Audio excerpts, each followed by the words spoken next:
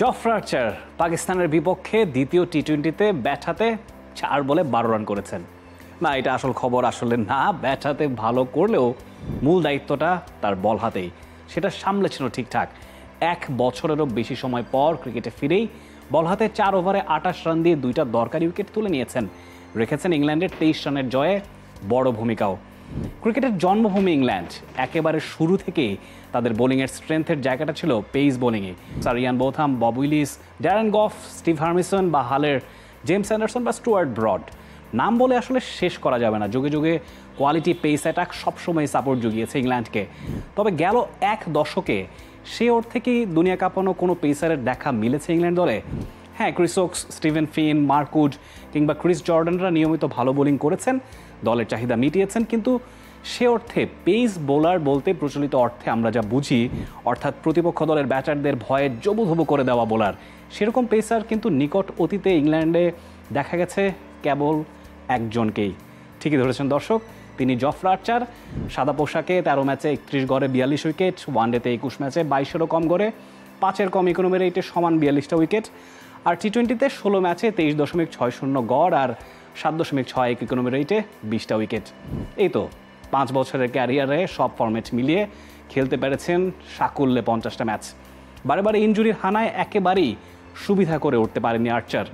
2019 বিশ্বকাপ জয়ী ইংল্যান্ড দলে বার্বাডোসে জন্ম নেওয়া আর্চার ছিলেন এক নতুন চমক, রেখেছিলেন দরকারি ভূমিকা ও 11 ম্যাচে 20টা উইকেট নিয়ে হয়েছিলেন টুর্নামেন্টের 3য় সর্বোচ্চ উইকেট শিকারী। শিরোপা জয়ের পাশাপাশি ভয় ধরানো বোলিং নিয়ে নজরে এসেছিলেন ক্রিকেট দুনিয়ার। বিশ্বকাপের পর আর্চারের অ্যাশেজ অভিষেকটাও সেই বছরই। শুরুর ম্যাচটা চোটের কারণে মিস করলেও লর্ডসের দ্বিতীয় ম্যাচে অভিষেক হয়, 2 ইনিংস মিলিয়ে 5টা উইকেট নেন। তবে বোলিং নৈপুণ্যের চেয়েও তাকে গোটা দুনিয়া মনে রাখবে খতরনাক বোলিংয়ের জন্যেই। স্টিভ স্মিথকে প্রথম ইনিংসে ঘায়াল করেন। টেস্ট ক্রিকেটের ইতিহাসে প্রথম কনকাশন সাব হিসেবে নামা মার্নাস লাবুশিনকেও বাউন্সারে জর্জরিত করেন। মাটিতে লুটিয়ে তারা যখন কাতরাচ্ছেন, একটা বারের জন্য তাদের দেখতেও যাননি। That's how scary Jofra Archer was. সেবারের অ্যাশেজে 4 ম্যাচ খেলে 20.27 গড়ে 22টা উইকেট নিয়ে আর্চার গোটা দুনিয়াকে জানান দেন পেস বোলিংয়ের দুনিয়া যেটা খুব রঙিন সেটা রুল করতেই তিনি এসেছেন। কিন্তু ওই যে কথায় আছে, কার্মা ইজ এ বুমেরাং। করোনার বেড়াজাল, পাকিস্তান সিরিজে বায়োবল ভেঙে শাস্তি পাওয়া, একের পর এক চোটের হানা, রাঘব বল ব্যাটারদের একের পর এক চোটে জর্জরিত করা আর্চার নিজেই চলে যান ইনজুরির অন্ধকার দুনিয়ায়। 2021-এ 2বার কোনোয়ের সার্জারির পর ক্রিকেট থেকে নির্বাসনে চলে যান 2 বছরের জন্য।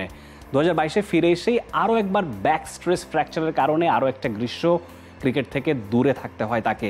এই সময়কালে 2টো টি-20 বিশ্বকাপ তো মিস করেছেনই, ভারতে 50 ওভারের বিশ্বকাপটাও খেলা হয়নি তার। যদিও এর মাঝে সাউথ আফ্রিকা ও বাংলাদেশ সফরে তাকে দেখা গিয়েছিল খেলতে।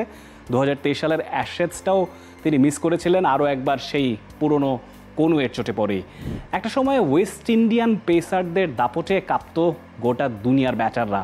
Brett Lee, Shoaib Akhtar, Shane Bond কিংবা নিকট অতীতের ডেল স্টেইন, শন টেটদের কথাও আরও পরিষ্কার মনে আছে সবার। কি ভীতিকর বোলিং তারা করতেন, সহজে ভুলবার মতো নয়। কালের পরিক্রমায় পেসাররা এখন অনেক পরিশীলিত, অনেক বেশি সহানুভূতিশীল। তবে একজন জফরা আর্চার সেই জায়গায় উজ্জ্বল ব্যতিক্রম। তিনি এসবের ধার ধরেছেন থোড়াই। তার এই প্রত্যাবর্তনে তাই বাড়তি সতর্কতা অবলম্বন করতে চাইবেন ব্যাটাররা। নায়ক কিংবা খলনায়ক যাই বলুন না কেন, আর্চারের এই বারে বারে ফিরে আসার তীব্র স্পৃহার তারিফ আপনাকে করতেই হবে। For more updates, subscribe to our YouTube channel and click on the bell icon. Follow us on Facebook and Instagram. Download T-Sports app to enjoy exciting games and highlights. Visit tsports.com.